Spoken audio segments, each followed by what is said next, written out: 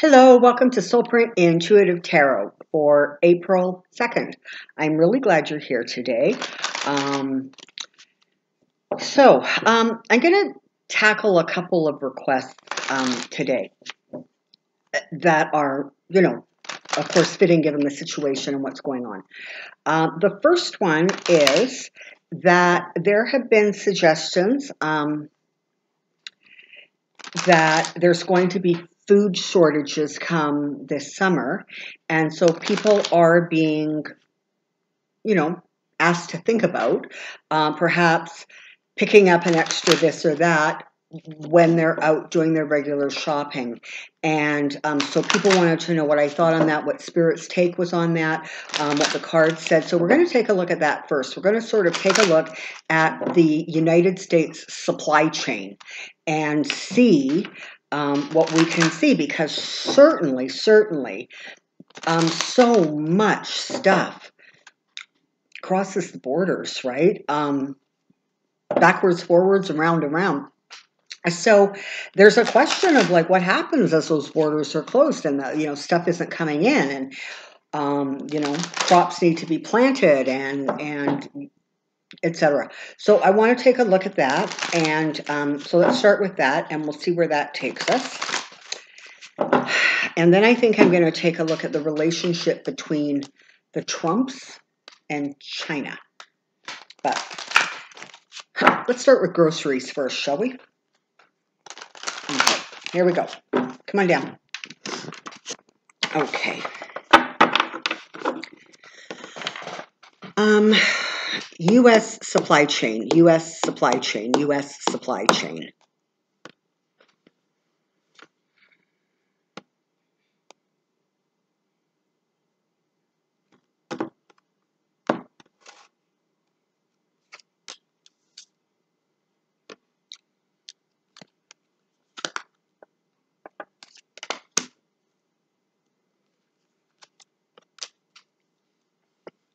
Okay.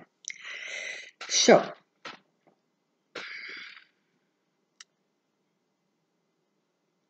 at this point, how the supply chains are actually going to continue to evolve, hold in place, is actually still honestly being figured out. People are still trying to figure out how to keep the supplies coming in without bringing in, other things, frankly, that you don't want coming into a country. And honestly, that applies to, every country, okay? So that's something that government agencies are actually still working out and trying to figure out. And again, not to be the bearer of bad news and not to pick on the states, but it's going to be more of an issue when it comes to your country because Trump is more of an ass. Okay?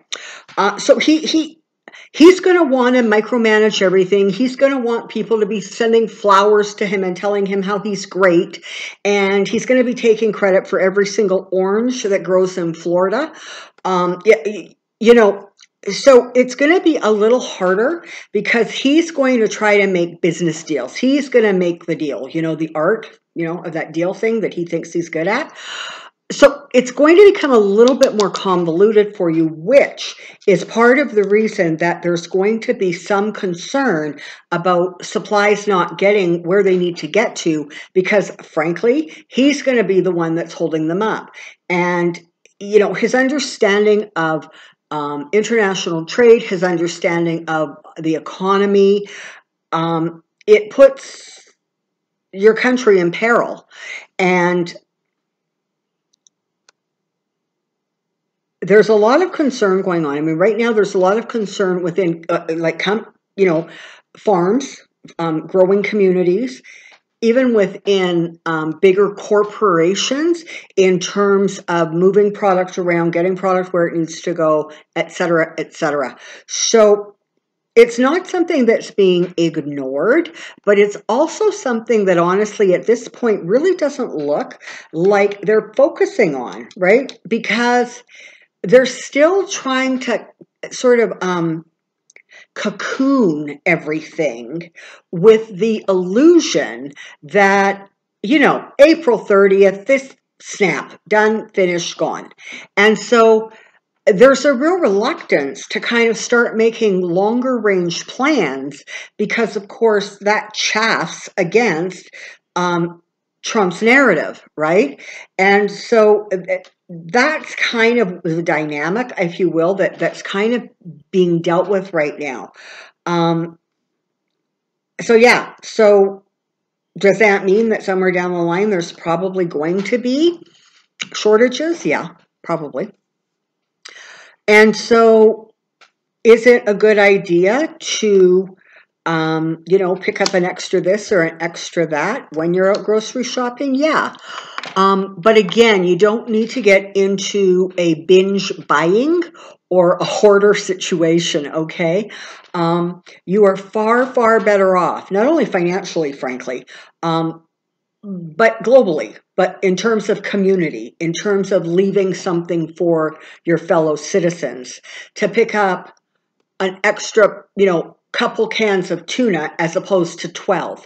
Because you know what? Next week or the next week after that, you can go pick up a couple more cans of tuna or salmon or ham. Do you understand what I'm saying? Like, you don't need to go out and binge buy. You need to, because the supply chains are working, okay? It's not like they've fallen apart. It's just that at some point, Trump's going to get his nose in there, and that's going to make it a little bit more challenging. Certainly for those of you who have a green thumb, planting a few extra vegetables, you might want to, instead of planting, I don't know, petunias, I don't know, you might want to put in some lettuce or some zucchini. Zucchini grows remarkably well in flower beds, I have discovered. Anyways, so you might want to consider putting in a few more vegetables versus flowers as the spring, rolls on into summer. I guess in some places in the States, you guys are actually probably right on top of planting season. So, those kind of considerations are not silly. It's not a ridiculous idea. In fact, it's a really good idea to start strategizing and thinking just a little bit longer term. And as I said, you're better off to start stocking up a couple of things when you go shopping, as opposed to just trying to do it all in one big blast, okay? Because that's actually, when that happens, as you all saw with the panic buying that went on, what it does is it strips the shelves, and then, shipments are scheduled to come in on, I don't know, toilet paper comes in every Tuesday, Wednesday, Saturday. Well, if by Monday it's, or by Friday afternoon, if it's all gone, you are now waiting until Tuesday for the next shipment to come in. So that's kind of what I'm saying, right, is it wasn't that the supply chains broke down as much as the demand was so high that it stripped the shelves. And so, and I don't know if it's happening in the United States, but I do know here in Canada, there are certain items when you go into the grocery stores where they literally have a sign saying, take your limit is 1 or your limit is 2. And that makes, of course, perfect sense, right? Because why would I need to buy more than 1 bottle of vitamin C? I'm sure it's going to be around in 60 days when I need another bottle. I don't need to buy 2 and 3 of them at a time. So that's sort of the thinking that I want you to start thinking about, right? Is being a little bit more strategic about putting in supplies, but do it in a way that is not sort of over the top, because it's not necessary, okay? Where possible, there are going to be companies and government agencies that are going to come together to try to, handle some of this stuff. And grocery stores and pharmacies and places like that are sort of pretty much going to be opened. They're those people in those businesses are doing what they can. They are already starting to set strategies in place, et cetera, et cetera. So a little bit of limited buying every time you go out grocery shopping, which of course is maybe once every week or every 2 weeks, depending on your personal needs and the restrictions in your area. It's perfectly smart to pick up a couple extra, but you don't need a half a dozen extra. And certainly, you might want to consider planting a few more vegetables as opposed to flowers. You know what? This is the thing, and you got to remember this, okay? It's going to be a bit of a challenge. All right? It just simply is. There's no point trying to make this sound like it's all going to be gone by May 1st. But you're going to be able to get through it. The burden is not too heavy to carry. What the burden is simply something that we're not used to carrying. It is, it's a different way for the vast majority of us to think and react. And so that's actually where the stress and the strain comes from. So the more you realize that you can do this a little bit at a time and it's not going to crush you. Take comfort from that, really. Take comfort from the fact that you're going to get through this and that, you know, slowly but surely, things are going to come together in a way that you know, needs are going to be met. And I came across a phrase the other day, and I can't remember where I came across it because, you know, I got a brain like a sieve. But I thought that it was really, really incredibly applicable for the time that we are in.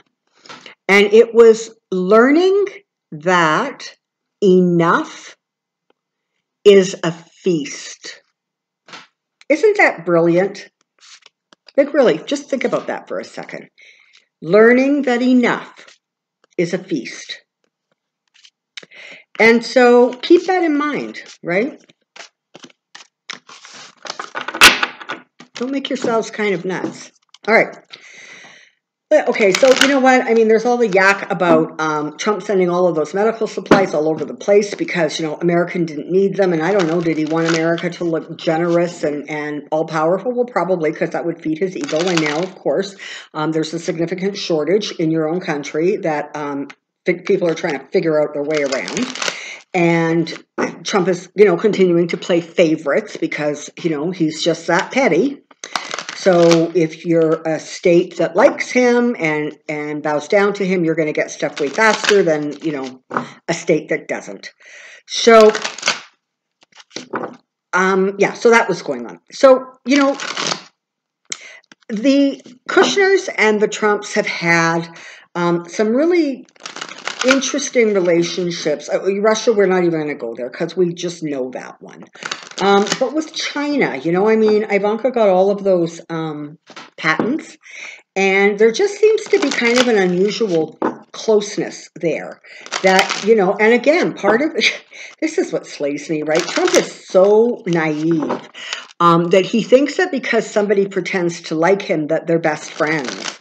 And so, and he bases everything on how much somebody likes him. So, she's not a stupid man, right? And so he figured out that, yeah, you know what, all I have to do is pander to this guy's ego. And so that's what he's done. And meanwhile, Trump just lays over like a doormat because, you know, he's so anxious for adoration and approval from his peers, right? That's why he's so nutty about, the leaders of other countries. He has spent his whole life trying to get the adoration of peers, his peers, those he views himself equal to. And you know what? He never could get it. I mean, from what I understand, people who lived in New York, they all say, everybody thought he was a joke. You know, big companies sort of viewed him as kind of a gnat because he wasn't a big country. He was a mom and pop landlord. So that is why now that he is president, pretending to be king, it is so important to him that he has these friendships with other countries, especially friendships with other countries where the ruler is sort of supreme or authoritarian, because he feels that he is finally getting the adulation that, frankly, he has been searching his whole life for. So he's very easily played, right? I mean, he just is, right?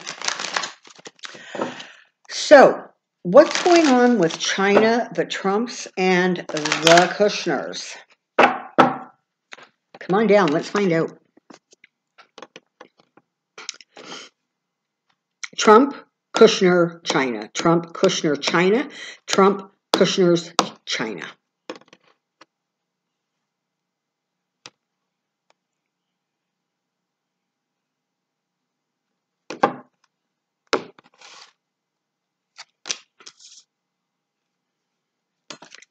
He is absolutely using all of the authority, all of the power of the White House to feather his nest, right? It's just as simple as that. He is using his authority, and by extension, Ivanka is using hers. She is quite the little master of, well, I'm going to complain to daddy if you're mean to me. So she uses it wherever she can. And Trump is right behind her, using the weight and the authority of the government. And, you know, Kushner's right in there like a lapdog doing his thing. So, yeah, they're actually all kind of bundled together like, I don't know, a ball of yarn maybe. You know, they're all twisted around each other. And it's all about money. It's all about money. And, of course, this is the emotions, right? This is playing Trump for the fool that he is. But it's all about the money. That's the only thing he understands. That's the only thing ultimately that motivates him. It is true that he really likes the idea of being an authoritarian. He likes the idea of being king. But don't misunderstand. He only likes it because he likes the illusion of wealth and affluence that comes from being a king, okay? He likes to be in a position where he can command people to do his bidding. But ultimately, it's all about ego. And with Trump, his bank balance is his ego. Oh, there he is. Nice to show up. Okay, so, you know, there is something going on. I mean, there are deals going on that we just don't know about. And there is definitely sort of this, I just keep hearing the phrase like feathering the nest, feathering the nest. So obviously they are trying to put into place whatever it is that they can to ensure that they have sort of the security that they are looking for going forward.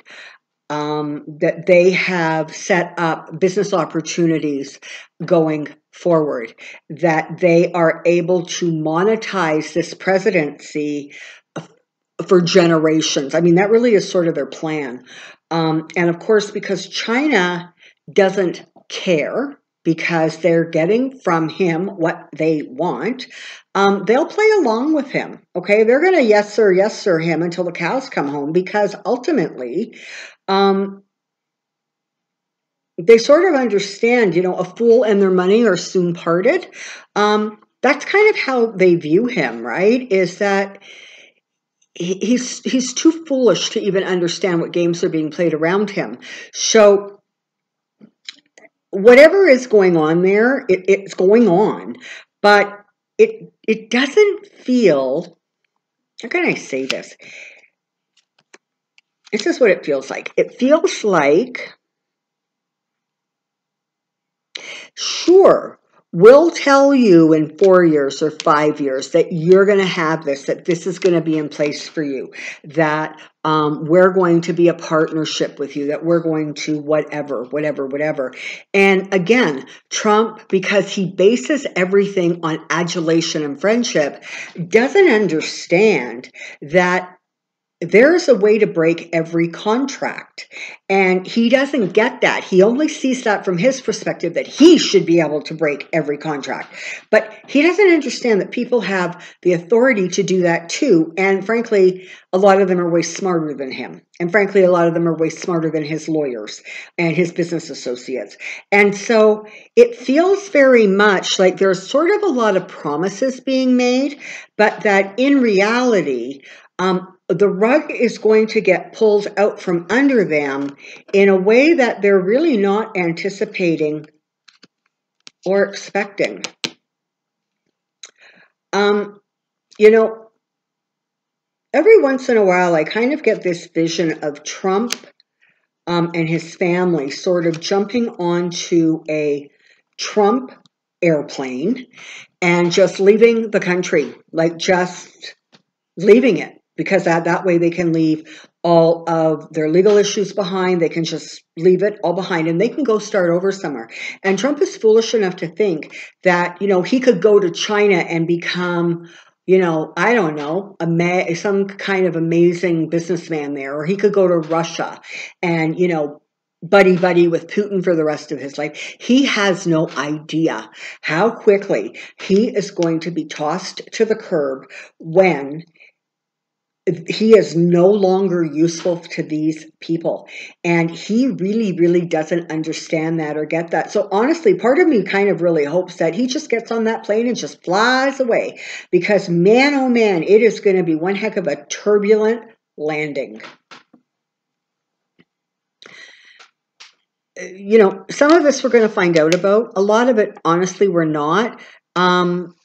And there's more partnerships kind of going on, more business transactions. Again, all about personal. It's all personal. This is not business deals between the Chinese government and the American government, or even the Russian government and the American government. This is more personal backroom stuff. Some of it you're going to hear about, some of it you're not. But as I said, you know, don't get twisted into a knot about this, because when it comes right down to it, he is not going to have those friends in high places that he thinks he's going to have, because as the minute they are not useful to him, he's gone. And you know what, really, how beautiful is karma? Because that is exactly what he does. Exactly. And I kind of, frankly, I would I would absolutely love to hear Putin say the words, Trump, he's a coffee boy, isn't he? I thought he got the coffee. Isn't that what he did? It could happen. It really could happen. So Trump sees it one way. Trump sees the situation as very victorious for them, for his family, for the Kushners. He sees that as incredibly beneficial. He sees that as something he is going to absolutely win at, and he's going to be brilliant and be loved for all time because of his business smarts. Well, except that it's not going to work. It's not going to work for him. People that he thought he could trust and count on are going to literally walk away from him. And what he is going to be left holding is the hard truth, the cruel reality that they don't need him anymore. He's not useful to them. And that is when he's going to really start facing the realities. So I'm not getting a lot of really specific details here, but I can tell you that there are things going on, but it really feels to me like some of it he's going to get away with, but a lot of it, he's not only going to be found out, but in many ways, he's actually going to be called out by those very countries that he thinks are such fantastic friends. Yeah. It really is. It's sort of like, you know what, sign all the contracts you want, do whatever you want, make whatever deals you want, because when it comes right down to it, you're actually not going to be able to pull this off, not long term and not to any significant degree. Is every single thing going to be caught? No. Is some money, frankly, going to be made by him and his corrupt family? Yeah. But when it comes right down to it, in the grand scheme of things, it's going to be minor, right? It's going to be little. It's going to be petty stuff because he doesn't understand that he's being used.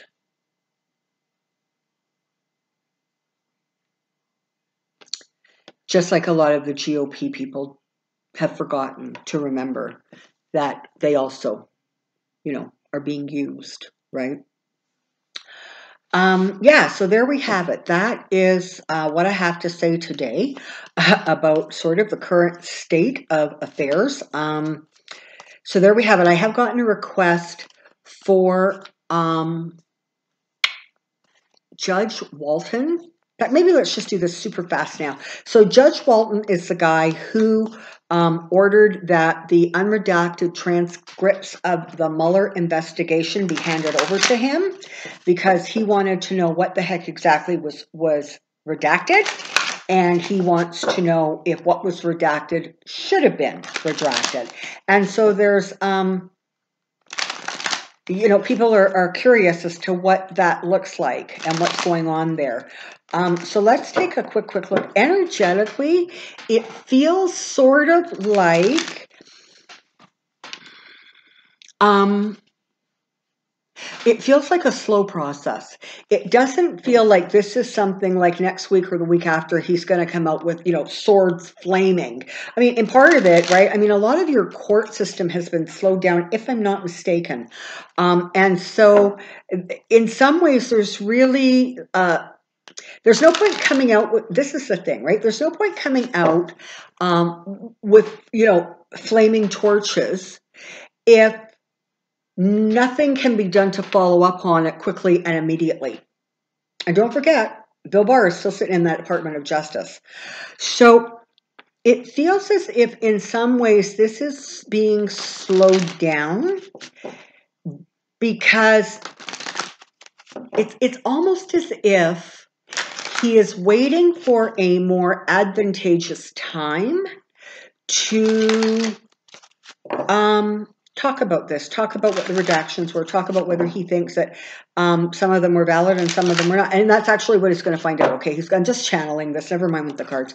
He's going to find out that some stuff was valid and it should have been redacted for whatever, security reasons, etc. But he's also going to find out that there are things that really didn't need to be redacted that were, because again, people were trying to not embarrass Trump or not humiliate his kids or that kind of nonsense. And he's going to be quite critical about it, and he's not going to like it, and there's going to be some harsh reactions or responses to that. He's not going to sort of vanish into the woodwork. But there's a real strategic feel to this, sort of like, yeah, you know what? I know what I know. But you know what? Right now, the whole world is in a crisis. And right now, the government isn't up and running. Because, normally, because they're really focused on this other big crisis that we're having. And so what's the point of making a big deal about it now when really it's going to get lost in the current events? So there is a feeling that he is going through it. Again, it feels very methodical, but it feels... the energy is almost gentle, right? It's sort of a slow read. There isn't an intensity to it. He's not rushing through this thing. He's making a lot of notes. He shakes his head a lot. But ultimately, we're not going to hear what Judge Walton thinks about that for a while yet. But I don't believe that what he thinks is going to be very flattering to Bill Barr. So there's that. That's kind of good news, I guess. Okay, so here we have it. Have yourself a good day. Today, take care of yourself. Be well.